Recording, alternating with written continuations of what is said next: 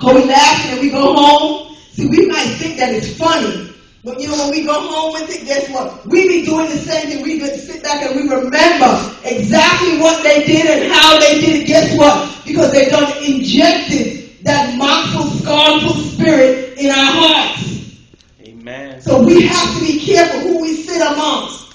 We have to learn to convert people. We're not going to adapt their ways. That's why the word of God said, be careful if you're sitting next to the mockers and the scornful people, because that spirit is a contagious spirit.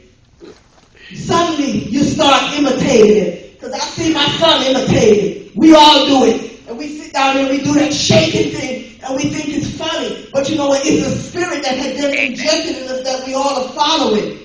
That's why the Bible said, blessed is the man that walking not in the counsel of the ungodly. That's why I'm talking about everybody can't come into your house and prophesy, and you don't know what kind of spirit, what kind of life they live in, because they injecting wrong spirits up in the atmosphere.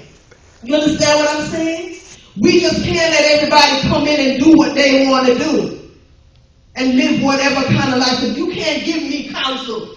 And the word of God is saying it clear right here. I'm not making it up. An ungodly man cannot give you counsel. Can they? If they're not living right. Not really.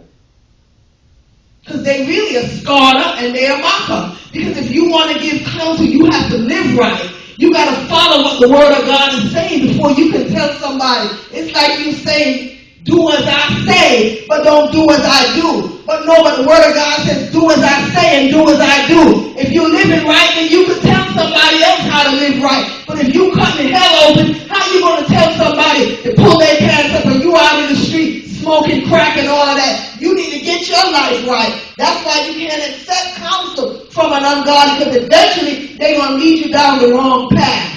Blessed is the man that walketh not in the counsel of the ungodly, but his delight is in the Lord day and night. And see, when you begin to read the word of the Lord day and night, you really don't need no counsel from nobody. Because guess what? You already know what the word of God is saying. You understand what I'm saying? Because you delight in his law day and night.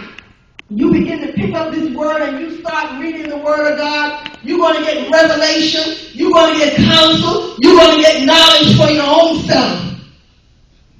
Right?